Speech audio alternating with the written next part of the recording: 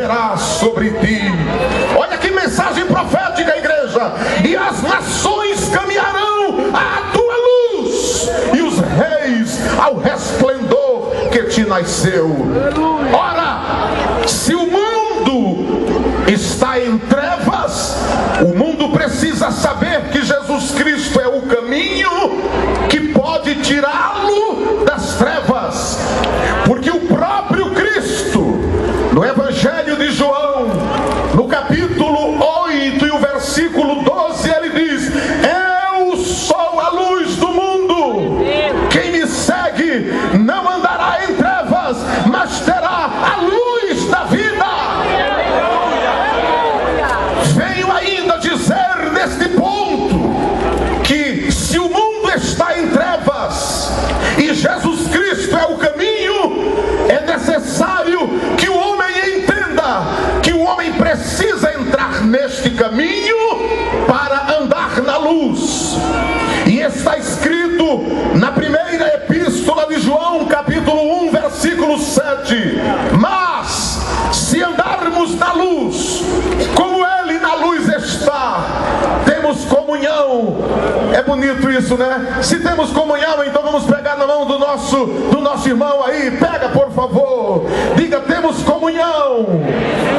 Estamos andando na luz. E o sangue de Jesus Cristo nos purifica de todo o pecado. Petrolina, entra na luz para que saias das trevas. Quando eu digo que Jesus Cristo é o caminho, eu preciso ainda dizer que a humanidade precisa saber que Jesus é o caminho para o mundo que está no maligno. Na primeira epístola de João, capítulo 5, versículo 19, está escrito que somos de Deus, mas o mundo está no maligno. Existe uma uma das versões que diz jaz no maligno. A etimologia da palavra jaz significa prostrado, sepultado, enterrado. E é interessante saber que na analogia bíblica citada por João 5,19, ele quis dizer como se o mundo estivesse em uma tumba fria. Quando ele diz o mundo jaz, ou seja, está prostrado, está morto, está caído dentro de uma tumba fria. Mas eu quero aqui dizer nesta noite que assim como Jesus entrou na aldeia de Betânia para resolver um problema de um amigo seu que estava morto há 4 dias, Jesus está entrando em Petrolina nesta noite, e eu sinto seus passos poderosos entrando por esta cidade, procurando aonde está o túmulo e dizendo: aonde está o meu amigo? E ele levanta as mãos para o céu e diz: Lázaro, sai para fora. E eu sinto como profeta de Deus que o túmulo está sendo aberto agora, porque há esperança para a humanidade. Há esperança para a humanidade. Ainda posso dizer que Jesus Cristo é o caminho para que o homem saia da possessão maligna, o homem ressuscite desta prisão eterna, inclusive, porque o sistema maligno tem dominado o mundo. Quando eu me refiro ao fato de que o mundo jaz no maligno, existe uma operação maligna em todo o mundo, fazendo com que os seres humanos estejam opressos, estejam detidos, estejam mortos em um túmulo com a seguinte lápide: o mundo está morto aqui dentro. E existem algumas coisas que caracterizam esta operação maligna, fazendo com que o mundo esteja morto, esteja no maligno. A primeira delas é o sistema anti-Deus. Senhoras e senhores, me escutem. O sistema anti-Deus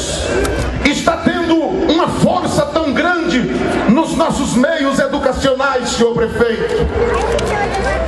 Eu me reporto diretamente ao senhor, como o líder máximo deste município, que o que o senhor puder fazer para que o nome de Deus não saia das escolas. Tiraram a Bíblia das escolas.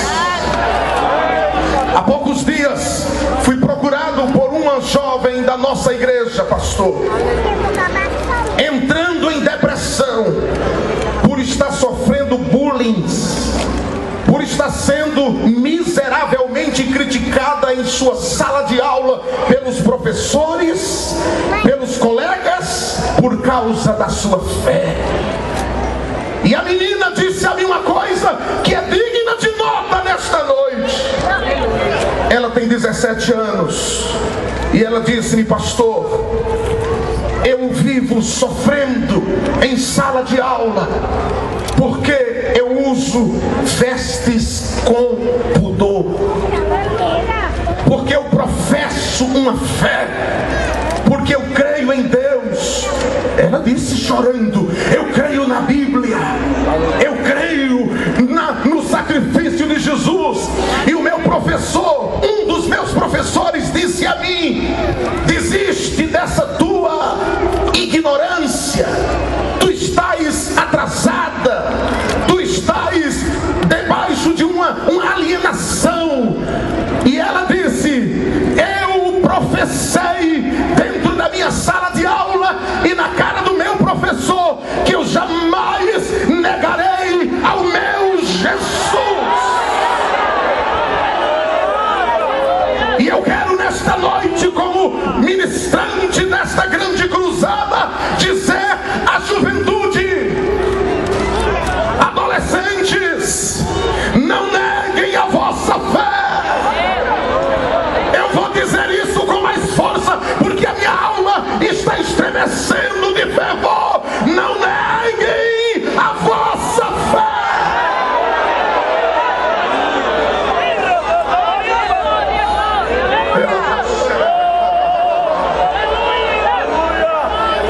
O sistema anti-Deus faz com que eu diga aqui que o mundo jaz no maligno.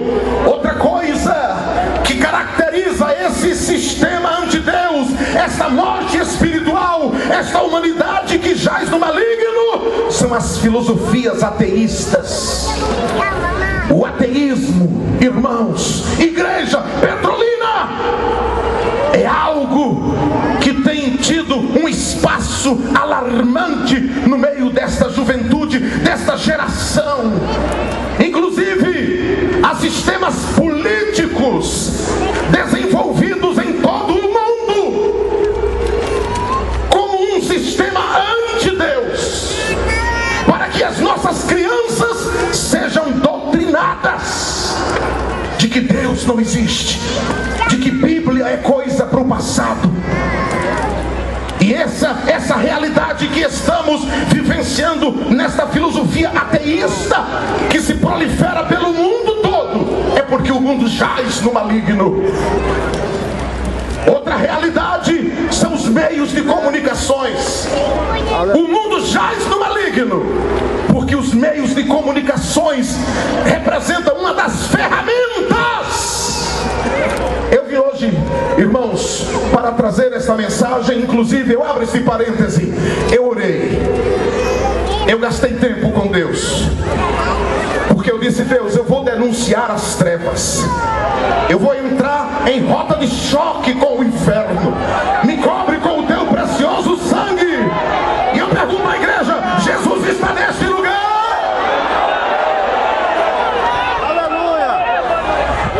Sistema de comunicação mundial é uma das ferramentas que tem levado a humanidade a viver essa situação de que o mundo jaz no maligno.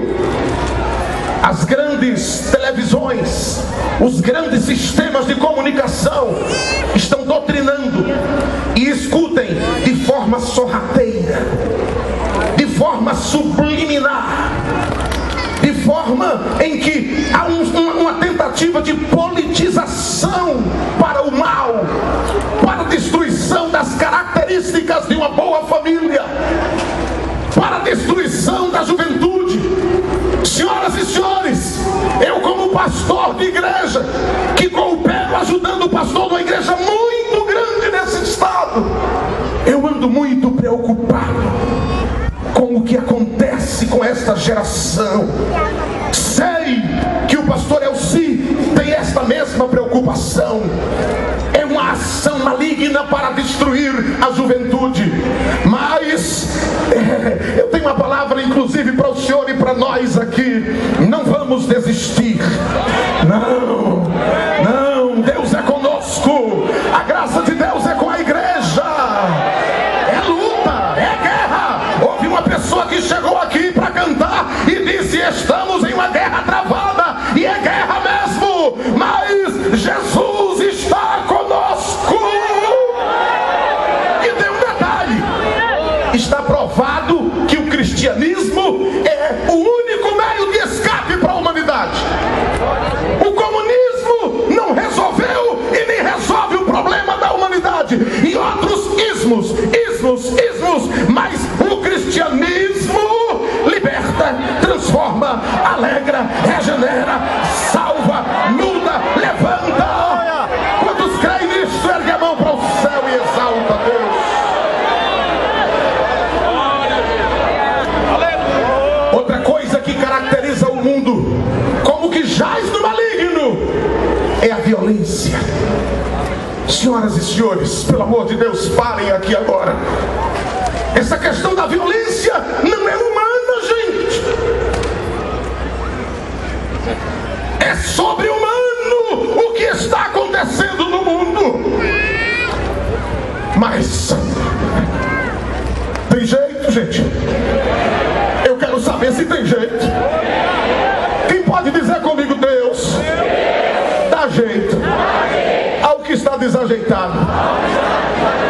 Deus tem jeito para tudo que não tem jeito. Deus muda, Ele muda, Ele muda, Ele pode fazer.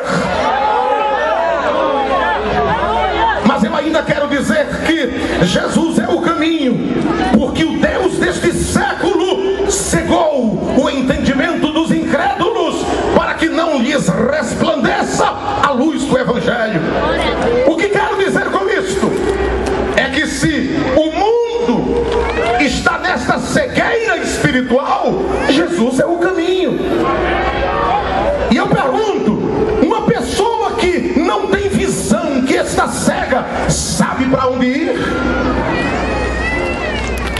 E o pior é que um cego guiando o outro, ambos irão cair no mesmo abismo. E eu quero aqui colocar algo fortíssimo. É que a atuação satânica é na mente das pessoas. É na mente que ele quer atuar. E quando ele atua na mente do ser humano, essa pessoa fica sem destino, sem caminho, sem futuro. O número de suicídio hoje é algo assustador. Inclusive, diga-se de passagem, até no meio dos evangélicos. Pastores se suicidando.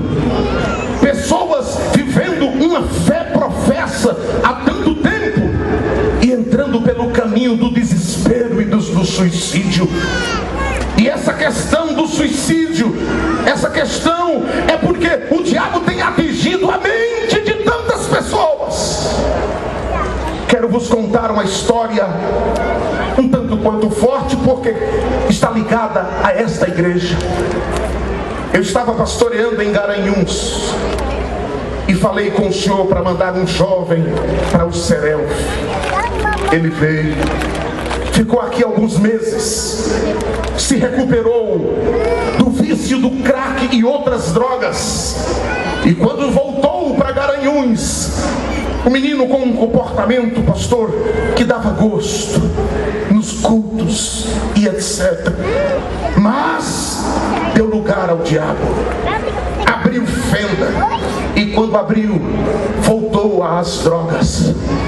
E uma noite, eram 3 horas da madrugada, os pais ouviram o barulho de uma pessoa que estava se enforcando.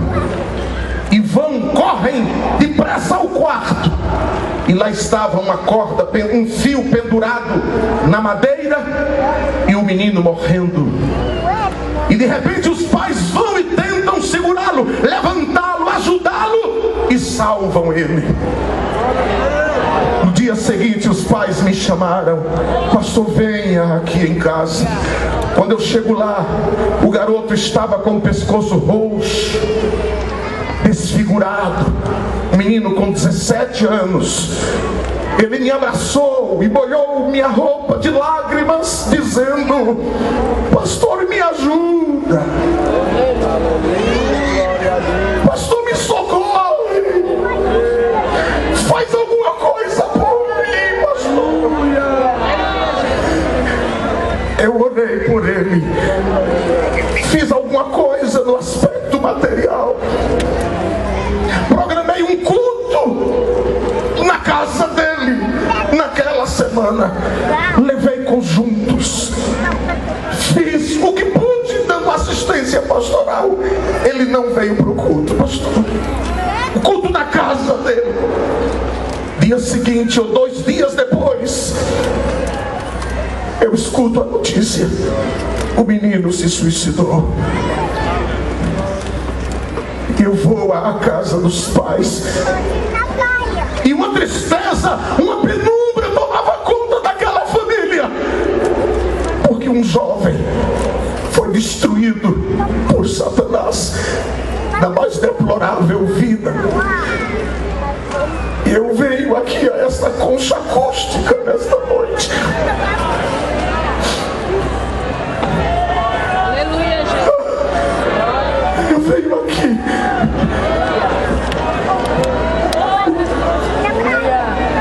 para dizer que Deus pode. Jesus é o caminho. Aleluia! Porque eu sei que há muitos pais que estão me ouvindo e chorando aí no meio da multidão, porque também tem filhos nas drogas. O Deus deste século cegou o entendimento dos homens. Mas eu quero saber se ainda há esperança. Aleluia! Se há esperança, levanta a mão. Segura a mão ao alto. Eu acho que a gente deveria levantar um clamor aqui nesta hora. Um clamor. Segura a mão para a gente interceder. A oração de um justo pode muito em seus efeitos. Digam comigo: Deus, tem misericórdia desta humanidade. Liberta a humanidade. Diga mais forte: liberta os homens. Diga bem alto: transforma vidas. Oh, eu ministro nesta noite a glória de Deus sobre este lugar. E digo em voz profética: Deus está libertando filhos das casas. Pura barrasta, clama. Oh, há uma operação de Deus muito grande agora no teu filho, mulher. Acredita no milagre de Deus. Pura becandagabá. Recebe a glória de Deus. E eu preciso ainda dizer para a igreja que nós precisamos fazer a diferença. Cheios do Espírito. Então sejam cheios. Pode glorificar que Jesus vai batizar agora com o Espírito Santo. Aleluia! Glorifique, abra a boca e dê glória, porque Deus está operando milagres na igreja. Deus está usando a igreja de Petrolina nestes dias para grandes obras desta cidade.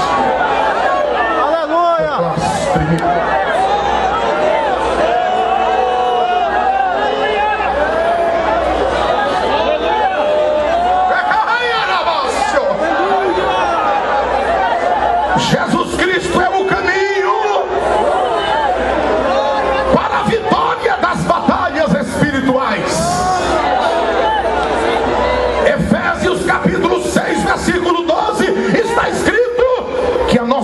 não é contra a carne nem contra o sangue, mas contra potestades, contra principados.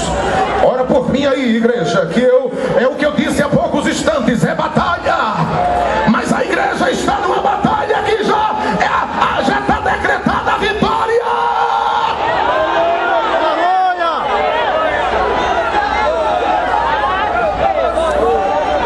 São 2000 anos de pregação do Evangelho, em que a igreja está ministrando ao mundo que Cristo é o caminho.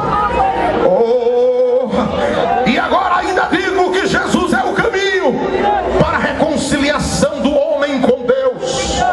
E nesta reconciliação do homem com Deus, se faz necessário que o homem entenda que somente Jesus Cristo é quem pode fazer este grande milagre.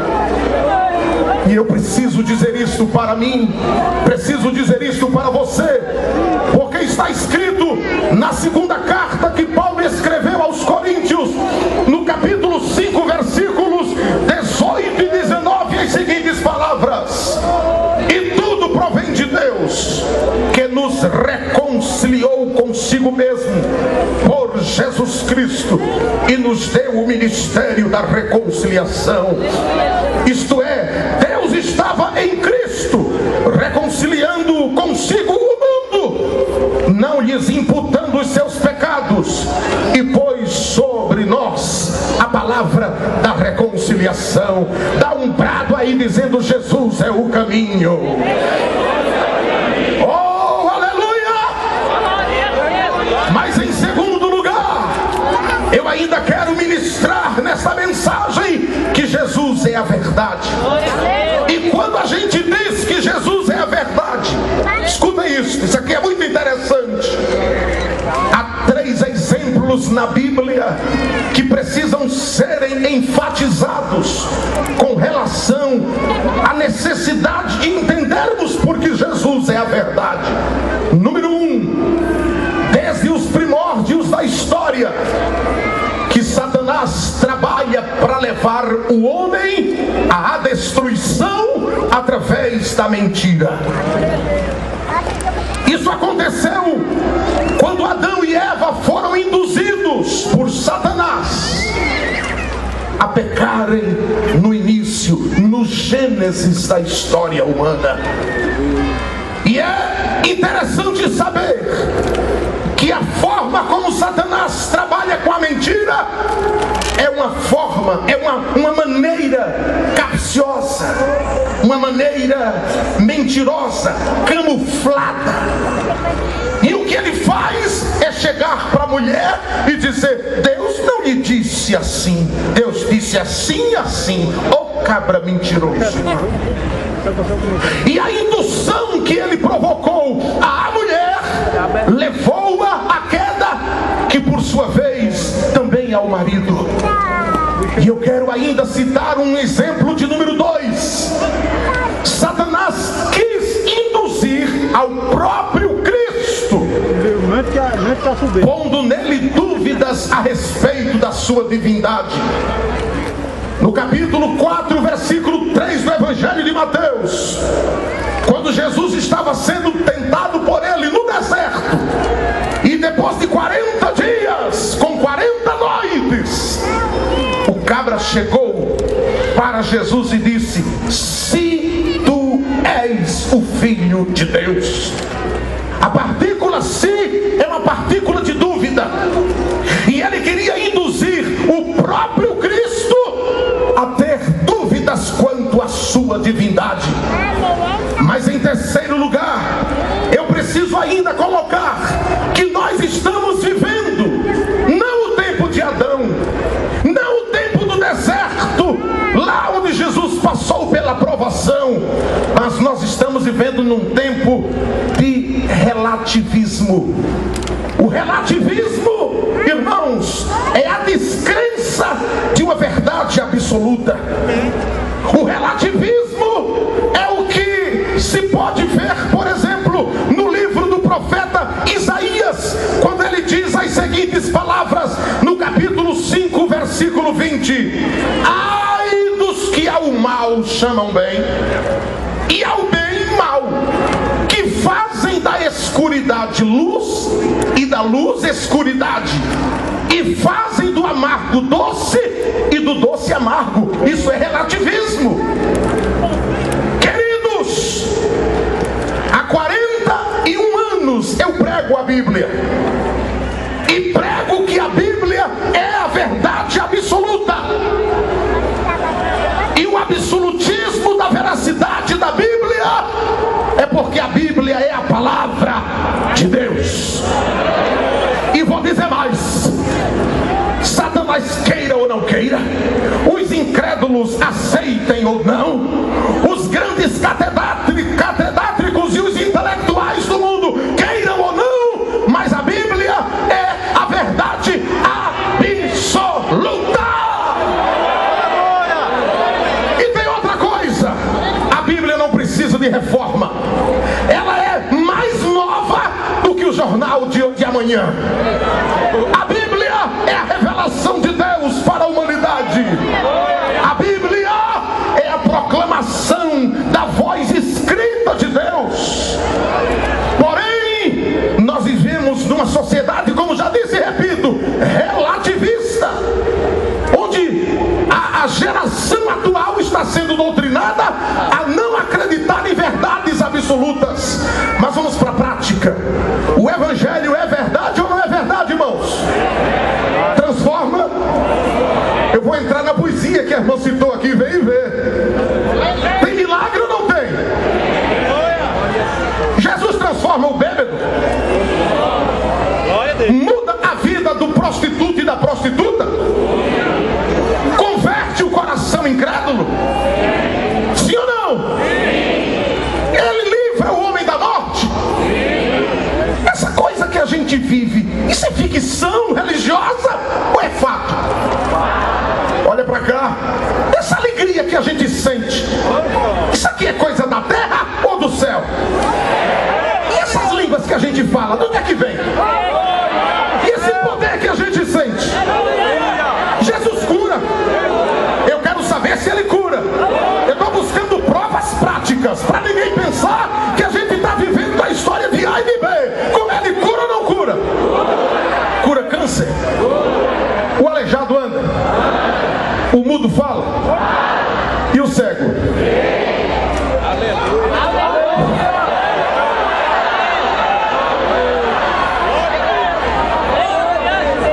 Ou isso é história de pastor para arrebanhar gente? Vamos lá, eu quero entrar na realidade. Vamos para a razão e vamos para a fé. Elas precisam andarem juntas. E eu abro um parêntese para dizer que se há algum crente, olha a palavra, crente, o que crê, que está cheio de dúvidas, recebe nesta noite uma brasa de fogo a queimar a tua vida aí aonde tu estiveres, e recebe convicção. Vamos voltar. É real essa vida que a gente vive, ou isso aqui é indução psicológica? Ah, não será que esses pastores ou eu, a gente passou por treinamentos para aliciar mentes? Será que isso é verdade? Será que o que a gente sente aqui é aliciamento de mente? É indução psicológica? Ou é real, minha gente?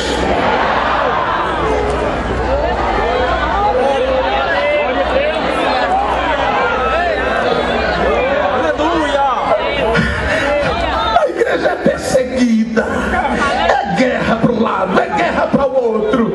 É um pessoal aí pensando que a gente é um bocado de ignorante. A gente não é ignorante não, viu, dona Maria, seu José?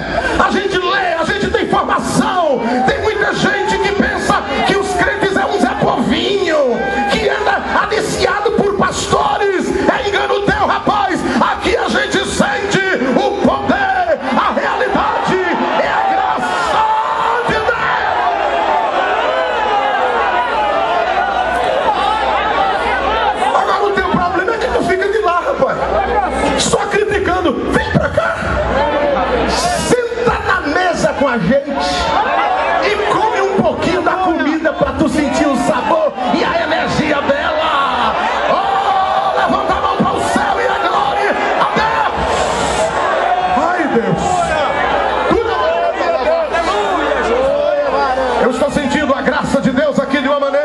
muito, mas muito forte. Pega na mão de quem está do teu lado aí, por favor. Pega com fé e começa a glorificar ao Senhor. Glorifica aí que eu vou entrar no terceiro ponto. Glorifica. Coral de mulheres, recebe a glória de Deus.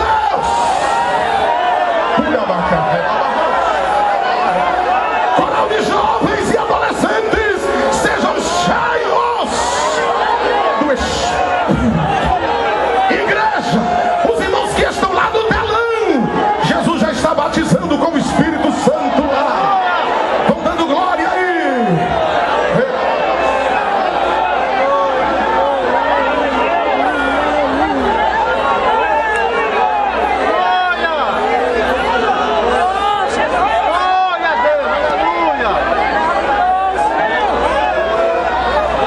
Mas além de Jesus ser o caminho, além de ser a verdade, digam comigo, Ele é a vida. O que nós podemos entender por essa expressão, Jesus é a vida? Escute isto. Após esta vida aqui, há uma outra vida chamada de eterna. E você olha para mim aqui, você fica pensando, será que é verdade a existência de uma vida eterna? Eu vou dar somente duas provas, não precisa mais de duas. A primeira prova de que a vida eterna é real é a existência de Deus. Porque Deus é real. Aleluia! E Deus é eterno. Em segundo lugar, a segunda prova de que existe uma vida eterna é a tricotomia humana. Ou seja, o homem é composto de corpo, alma e espírito. E é interessante saber, queridos, que o fato de existir uma vida eterna, existem pelo menos 3 tipos de morte. Uma é a morte física. O que é a morte física? É o retorno do corpo ao pó. Segundo Gênesis capítulo 3, versículo 19. O Senhor disse, tu és pó, Adão, e em pó te tornarás. O segundo tipo de morte que a Bíblia registra é a morte espiritual. Romanos capítulo 5, versículo 12, está escrito, sendo que por um homem entrou o pecado no mundo, e pelo pecado a morte. Por isso todos pecaram. A morte espiritual é o distanciamento do homem de Deus. E eu estou pregando nesta noite para muitas pessoas que já foram vivos e hoje são mortos. Como se explica isso, pastor? Um morto-vivo. Tem muita gente andando pelas ruas dessa cidade morta espiritualmente. E eu quero atingir você pela palavra. Você que um dia pregou como eu estou pregando. Você que um dia cantou como nós estamos cantando. Você que um dia já falou em línguas estranhas como nós estamos falando. Você que sentiu isso que a gente sente. E você morreu espiritualmente. Você deixou a igreja. Deixou o rebanho de Deus. Foi para o mundo. E agora está morto espiritualmente falando. Em terceiro lugar, o terceiro tipo de morte que a Bíblia fala é a morte eterna. A morte eterna é a separação eterna do homem com Deus. Escuta isto. Apocalipse capítulo 20, versículo 11. E vi um grande trono branco, e o que estava sentado sobre ele, de cuja presença fugiu a terra e o céu, e não se achou lugar para eles. E vi mortos, grandes e pequenos, que estavam diante do trono, e abriram-se os livros. E abriu-se outro livro, que é o da vida, e os mortos foram julgados pelas coisas que estavam escritas nos livros, segundo as suas obras. Versículo 15. E aquele que não foi achado escrito no livro da vida, foi lançado no lago de fogo. A morte eterna é a consequência da morte espiritual, porque a morte física é um fato inconteste para as nossas vidas, que vamos morrer antes do arrebatamento. Mas o homem que morre espiritualmente, ele se distancia de Deus e é um candidato à morte eterna. E eu quero nesse momento dizer para você, voltando para o texto áureo desta mensagem, que quando Jesus estava dizendo: não se turbe o vosso coração, crede em Deus, crede também em mim. Na casa de papai, a casa de papai é o céu, é a eternidade. Há muitas moradas, morada aí é vida eterna no céu, é eternidade. Se não fosse assim, eu vos teria dito: vou preparar-vos lugar, lugar aí é céu, é eternidade. Virei outra vez e vos levarei para mim mesmo, para que onde estiver estejais vós também. Aí aparece um dos discípulos e disse: mas nós não sabemos o caminho, o que é que a gente faz para chegar no céu? Aí entra o texto áureo da Bíblia Sagrada, João 3,16: porque Deus amou o mundo de tal maneira que deu o seu Filho unigênito, para que todo aquele que nele crê não pereça. Perecer aí é ser condenado, ir para o inferno, mas tenha a vida eterna. E quando eu me refiro a este fato de que nós precisamos entender o amor de Deus por nós, é porque Jesus Cristo é a vida que nos dá condições a ter uma vida eterna. E quero proclamar aqui em alto e bom som: não existe céu para quem não quer um compromisso com Jesus. Vou repetir isso: não existe céu para quem não quer um compromisso com Jesus. Deixa eu contar para vocês uma história, é verdadeira. Um dia eu fui convidado a ir ministrar em um trabalho em um determinado país, e eu tinha um visto para aquele país que iria se vencer ainda. Mas o tempo em que eu vivi na África, eu precisei renovar o meu passaporte na África, porque se venceu lá. E na embaixada brasileira sul-africana, perfuraram as páginas do meu passaporte e consequentemente o meu visto. Quando eu estou no Brasil, sou convidado para ir para este país, para ministrar lá. Cheguei no aeroporto, tudo certo, tudo ok, o povo lá me esperando. Quando eu estou diante do embarque, quando olham para o meu passaporte, me dizem: o seu visto está perfurado, o senhor não pode ir para este país. Eu disse: mas está válido. Ele disse: mas está perfurado, está danificado, o senhor não pode viajar. E eu trago isto como exemplo para todos, que há muita gente cujos vistos para a eternidade estão danificados, estão perfurados, e você não vai poder viajar naquele dia quando a trombeta tocar. Pergunta aí a quem está do teu lado: glória a Deus, como é que está o teu visto?